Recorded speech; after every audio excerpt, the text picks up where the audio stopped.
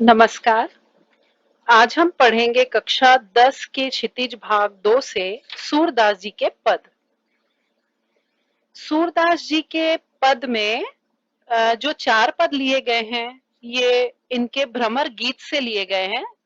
तो भ्रमर गीत क्या है कि जब श्री कृष्ण जी उद्धव के माध्यम से योग साधना का संदेश गोपियों के पास भेजते हैं, गोपियां उनके विरह में व्याकुल हैं और श्री कृष्ण जी उन्हें समझाते हुए उद्धव के माध्यम से यह कहलवाते हैं कि वे अब अपना ध्यान योग साधना में लगाएं, न कि श्री कृष्ण में, इससे उन्हें तकलीफ ही होगी।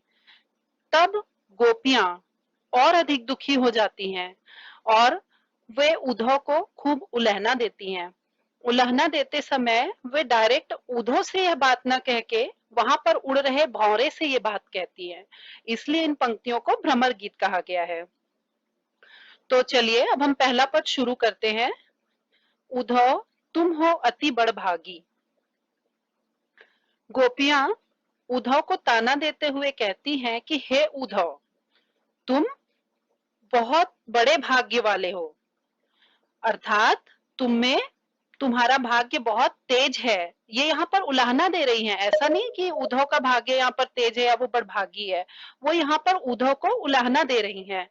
अपरस रहत स्नेह तगाते नाहिन मन अनुरागी। वे कहती हैं, अपरस का अर्थ है यहाँ पर अछूता, तगा का अर्थ है बंधन या धागा।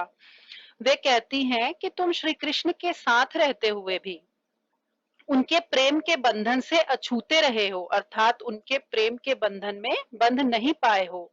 ना ही मन अनुरागी, ना ही तुम्हारा मन उनके प्रेम में लिप्त हुआ है, तभी तुम ऐसी बातें कर रहे हो, अर्थात हमें योग का संदेश सुना रहे हो। क्योंकि जो भी श्री कृष्ण के प्रेम में लिप्त होगा वो और किसी चीज के बारे में सोच ही नहीं सकता। पुरैन पात रहत जल भीतर तारस देह न तागी दागी।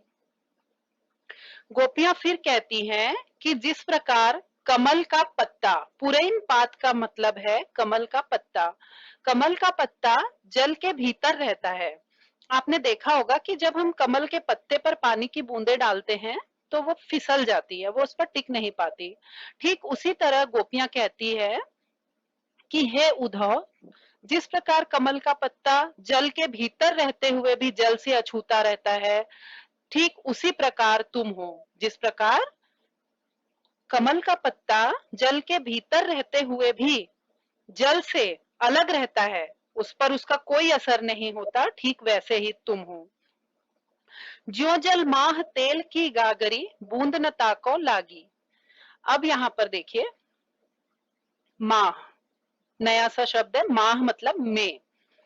तो जैसे जल तेल की गगरी में, अर्थात तेल की गागर, उसमें अगर हम उसको जल में डुबाएंगे तो वह भी जल से गीली नहीं होगी, उसमें एक भी बूंद पानी की नहीं लगेगी। ऐसे ही तुम हो, तुम श्री कृष्ण के प्रेम रूपी सागर में नहीं डूब पाए हो, तुम उनके इतने निकट रह के भी उनसे अलग हो।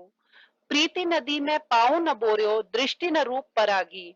प्रीति नदी अर्थात प्रेम की नदी, तुमने उनके प्रेम की नदी में अपने पैरों को नहीं डुबोया है। पाँव पैर, बोर्यो डुबोना, तुमने उनके प्रेम की नदी में अपने पांव नहीं डुबोए हैं, अर्थात तुम नहीं जानते कि श्री कृष्ण का प्रेम क्या है।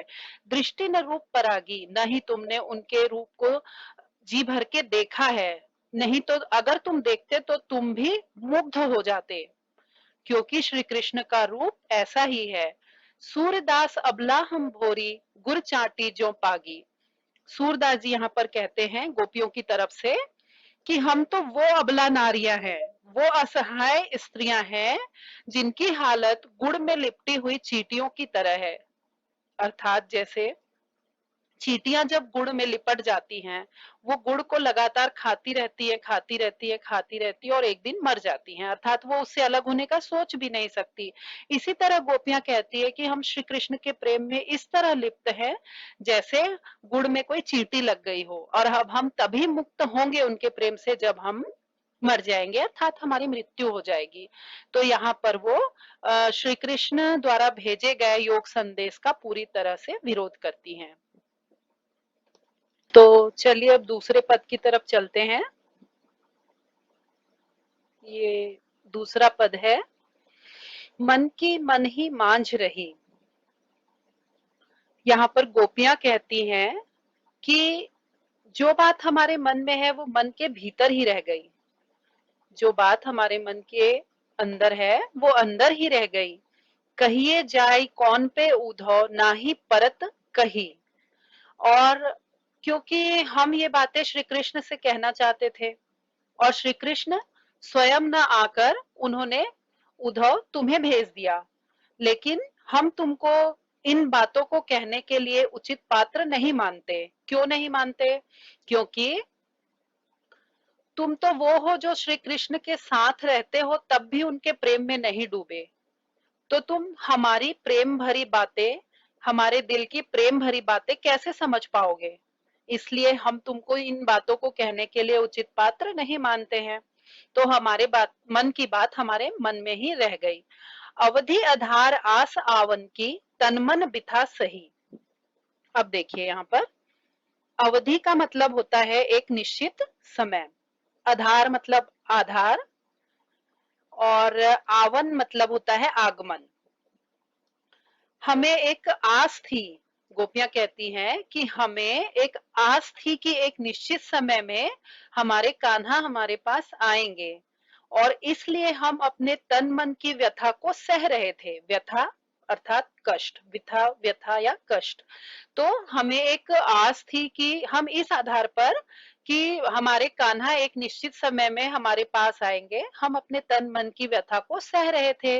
अब इन योग संदेशन सुनी सुनी बिरह बिरह दही।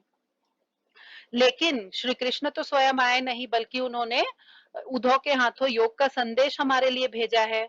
तो अब इन योग संदेश को सुन सुनकर विरहनी अर्थात विरह में जलने वाली स्त्रियां, अर्थात यहाँ पर गोपियां, विरह तो आप जानते ही हैं, और दही, दही मतलब वियोग की आग में जल रही हैं, जलन दहन। यहाँ पर दही का अर्थ है जलन या जलना।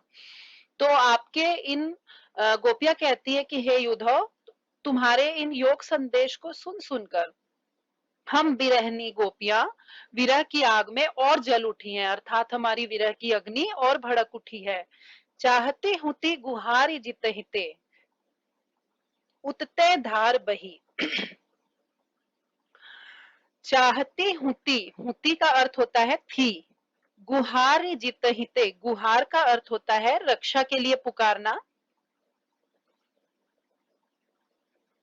हुती का अर्थ होता है थी, गुहारी रक्षा के लिए पुकारना, जितहिते मतलब जिनको, या जिनको हम रक्षा के लिए पुकारते थे। उतते धार बही, उधर से ही योग का संदेश आ रहा है। धार मतलब योग की प्रबल धार। तो यहाँ पर गोपियां उद्धव को उलाहना देते हुए कहती हैं कि हम अपनी रक्षा के लिए जिनको पुकारते थे, हम अपनी रक्षा के लिए हमेशा जिनको पुकारते थे, हमें जिन पर भरोसा था, उन्होंने ही हमारे लिए योग संदेश रूपी प्रबल धार भेज दी है। उधर से योग का संदेश आ चुका है, तो अब हमारे लिए बाकी कुछ नहीं रह गया। सूरदास अब धीर धरहि क्यों मर जादा न लही। सूरदास जी कहते हैं गोपियों की तरफ से कि अब हम यह धैर्य क्यों धारण करें, जो धीरज हमने अब तक धारण कर रखा था कि हमारे कान्हा हमारे पास आएंगे, तो अब हम उस धैर्य को छोड़ रहे हैं। मर्यादा न लही, मर्यादा मीन्स मर्यादा। तो अब वो मर्यादा जिसके आधार पर हम उद्धव को अपने मन की बात नहीं कहना चाहती थी, अब हम उस मर्यादा का पालन भी नहीं करेंगे, और उद्धव को हम अपने सारे मन की बात बता देंगे। तो यह था हमारा दूसरा पद। और अब हम चलते हैं अपने तीसरे पद की ओर। हमारे हरी हारिल की लकड़ी, हमारे हरी हारिल की लकड़ी। तो इससे पहले हम ये जान लेते हैं कि यहाँ पर हारिल का अर्थ एक पक्षी से है। हारिल एक ऐसा पक्षी होता है जो कि एक लकड़ी के सहारे ही जिंदा रहता है। वह जिंदगी भर एक लकड़ी को पकड़ा रहता है और उसके बिना जी नहीं पाता। तो उसी तरह गोपियां कहती हैं कि हमारे लिए हमारे कान्हा, हमारे श्री कृष्ण हारिल की लकड़ी की तरह है। वो अब चले गए हैं तो हम उनके बिना जी नहीं पा रही हैं। मन क्रम वचन नंद नंदन उर, यह दृढ़ करी पकड़ी। मन से, कर्म से, वचन से, नंद नंदन अर्थात श्री नंद के पुत्र अर्थात श्री कृष्ण, यह दृढ़ करी पकड़ी। तो गोपियां यहाँ पर कहती हैं कि मन से, क्रम से, कर्म से और वचन से हमने श्री कृष्ण को अर्थात नंद के पुत्र को अपने हृदय में, उर अर्थात हृदय, निश्चय, दृढ़ निश्चय करके बसा लिया है।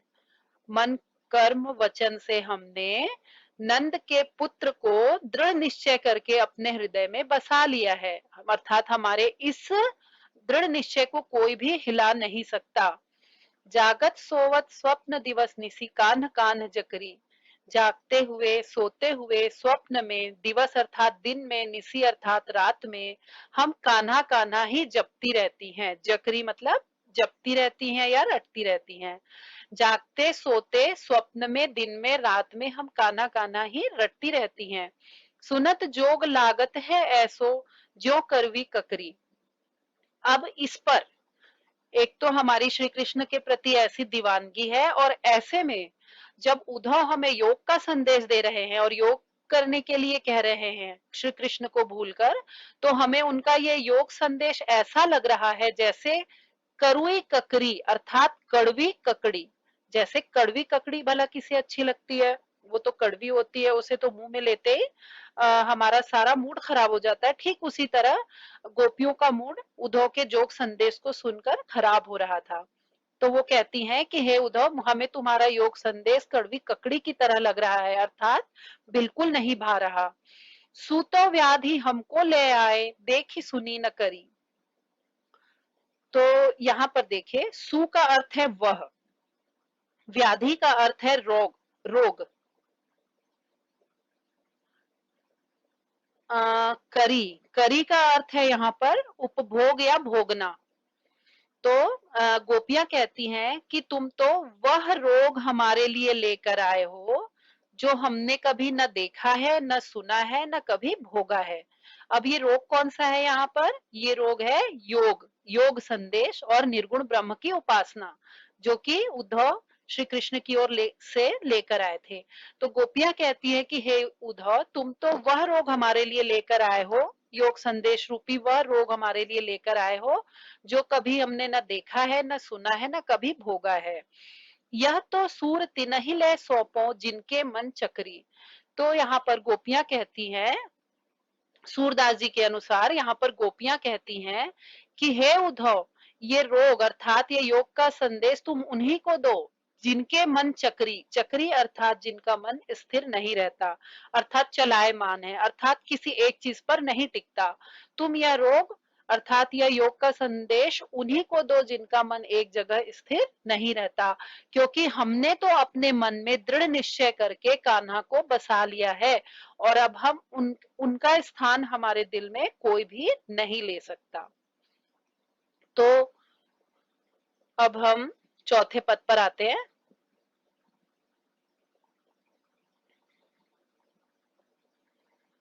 हरि है राजनीति पढ़ी आए, समुझे बात कहत मधुकर के समाचार सब पाए। अब देखिए यहाँ पर उस भौरे की और या मधुकर की चर्चा हो ही गई। मधुकर का अर्थ होता है भौरा। गोपियां कहती है कि हमारे श्री कृष्ण ने राजनीति पढ़ ली है। ऐसा वो क्यों कहती है? क्योंकि जिस प्रकार राजनीति में मनुष्य सिर्फ अपने लाभ हानि के बारे में सोचता है, वहां पर किसी की भावनाओं का ध्यान नहीं रहता, ठीक उसी प्रकार गोपियों के अनुसार श्री कृष्ण अभी सिर्फ अपनी लाभ हानि या फायदे नुकसान के बारे में सोच रहे हैं। उन्हें उन्हें हमारी भावनाओं का कोई ख्याल नहीं है। तो गोपियां कहती है कि श्री कृष्ण तो राजनीति पढ़ चुके, वहां जाकर, मथुरा जाकर उन्होंने राजनीति पढ़ ली है, समुझी बात कहत मधुकर के समाचार सब पाए।